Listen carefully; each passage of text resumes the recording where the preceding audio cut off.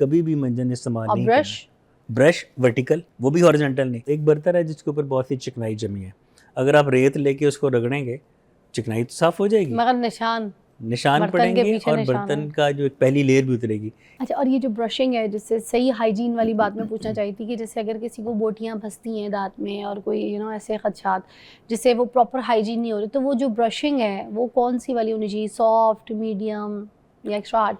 देखिए, सॉफ्ट और मीडियम है दो ऐसे जो कि ज़्यादातर यूज़ किए जाते हैं, ठीक है। जो हार्ड ब्रशिंग है वो आमतौर पर स्मोकर करते हैं, और हार्ड ब्रशिंग दांतों के लिए किसी तौर से भी बेहतर नहीं है, क्योंकि वो दांतों का एनामल भी घिसाती है और आपके मसूड़े भी ज़ख्मी और करती है, ब्लीडिंग भी बहुत होती है ब्लीडिंग दांतों भी से बहुत जी। होती है। तो बेहतर तो ये कि डेंटिस्ट से मिलके उसके ब्रश की सिलेक्शन की जाए, अदरवाइज सॉफ्ट या मीडियम ले और दांतों को ऊपर से नीचे साफ़ करें। ऐसे लिटा के साफ़ करने मतलब से ऐसे ऐसे ऐसे शेप में ये ये दांत नहीं, नहीं साफ होते?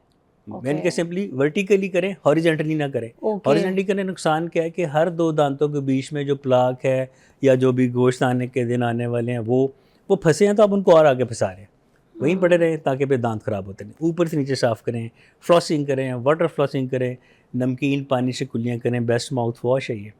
और अगर आप मज़ीद प्रिसीजन में जाना चाहते हैं, मज़ीद बेहतरी चाहते हैं, तो डेंटिस्ट से मिलें ताकि आपको बताए कि कौन सी टूथपेस्ट, कौन सा toothbrush, brushing time, brushing technique और उसके बाद माउथ वॉश। अच्छा, ये जो काला मंजन वगैरह लोग इस्तेमाल करते थे बहुत पहले, आज के दौर में कहा जाता है कि ये जो है ऊपर की, जैसे स्किन की ऊपर की एक लेयर निकालता है, उसी तरह दांत के ऊपर की भी लेयर को जो है ना पतला कर देता है। इज बिल्कुल दैट सही राइट? किया है, बिल्कुल सही सुना है। ये एनामल है जो कि प्रोटेक्टिव लेयर है, जो कि हमें ठंडे, गर्म और मीठे से बचाती है।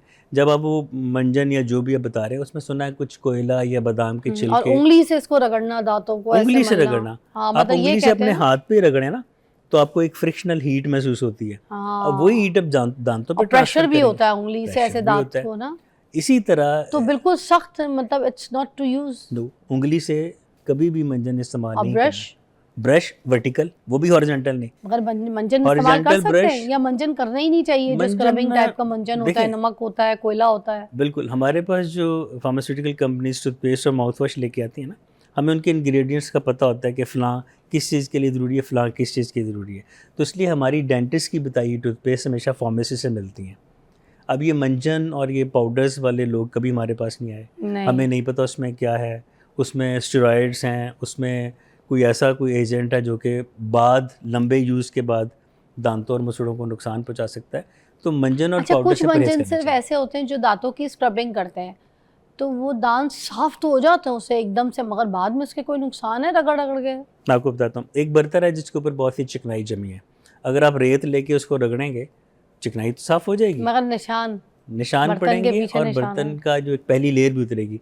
इस तरह इंसानी दांत ऑल्दो बहुत सख्त एलिमेंट है जिस्म का, लेकिन सेंसिटिव तो है ना। आप अगर उंगली से उनको हॉरिजेंटली या ब्रश से हॉरिजेंटली करेंगे या जला हुआ कोयला उसके ऊपर मलेंगे, तो साफ़ तो एक वक्त होंगे, उसके बाद आपके लिए सांस लेना भी मुश्किल होता है, ठंडा गर्म इतना लगना शुरू होता है।